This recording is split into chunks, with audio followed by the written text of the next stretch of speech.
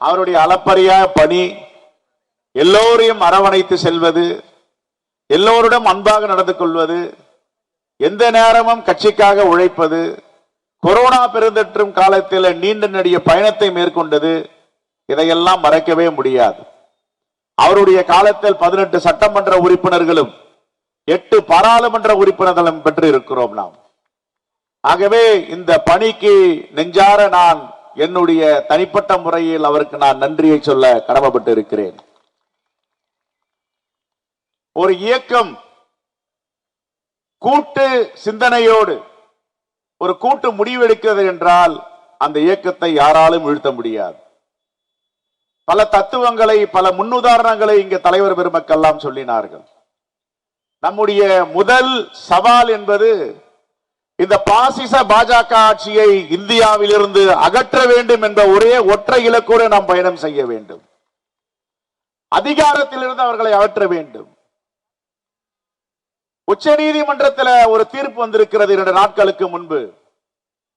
Chandigarh mayor தேர்தலில் எப்படியெல்லாம் தில்லுமுள்ளு செய்தார்கள், ஜனநாயகத்தை வேறறுத்தார்கள், அரசியலமைப்பு சட்டத்தை கொச்சைப்படுத்தி உலக நாடுகள் எல்லாம் காரி துப்பும் அளவிற்கு பாஜக நடந்து கொண்டது என்று அரசியலமைப்பு சட்டம் 142வது பிரிவின்படி இந்த தேர்தல் தில்லுமுள்ளு செய்து பாஜக வேட்பாளர் மேயராக இருக்கிறார்.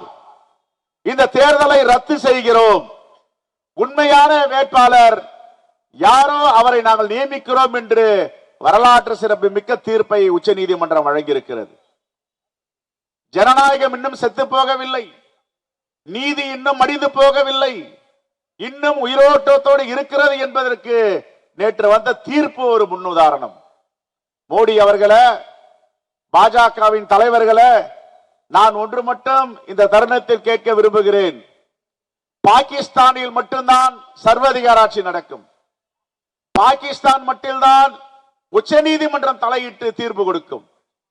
அந்த அளவிற்கு இன்று இந்தியாவை உச்ச நீதிமன்றம் தலையிட்டு தீர்ப்பு கொடுக்கும் அளவிற்கு அரசியலமைப்பு சட்டத்தை இழிவுபடுத்திக் கொண்டிருக்கிறார் நரேந்திர மோடி. தமிழ்நாட்டில் எப்படியாவது கால் ஊன்றி விடலாம், மாயை அரசியல் செய்யலாம், இயற்கைக்கு முரணாக உண்மைக்கு புறம்பாக எதை வேண்டுமானாலும் பேசலாம் என்று ஒரு கனவு கண்டிருக்கிறார்கள். காங்கிரஸ் பேரியக்கத்தின் தொண்டர்கள் ஒருபோதும் பாஜக தமிழகத்தில் கால் ஊன்ற அனுமதிக்க மாட்டார்கள் என்ற செய்தியை நான் இப்பொழுது பதிவு பண்ண தயாராக இருக்கிறேன். நேற்றைய தினம் கூட நம்முடைய தலைவர் பெருமக்கள் எல்லாம் இங்கே ஆலோசனை செய்து சொன்னார்கள் என்ன மேடை போட வேண்டும் என்று.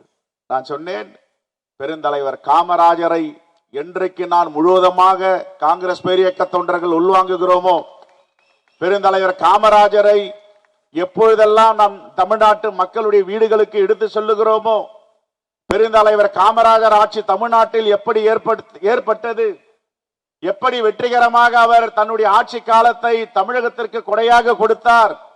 ஆகவே பெருந்தலைவர் காமராஜர் விட்டு உள்ளே அமர்ந்த நாம் பதவி ஏற்போம் என்ற அந்த வீடை இங்கே செய்திருக்கிறோம். பெருந்தலைவர் காமராஜர் எளிமையாக வாழ்ந்த வீடை இங்கு தத்துரூபமாக அண்ணன் JP கிருஷ்ணா அவர்கள் வடிவமைத்து கொடுத்திருக்கிறார்கள்.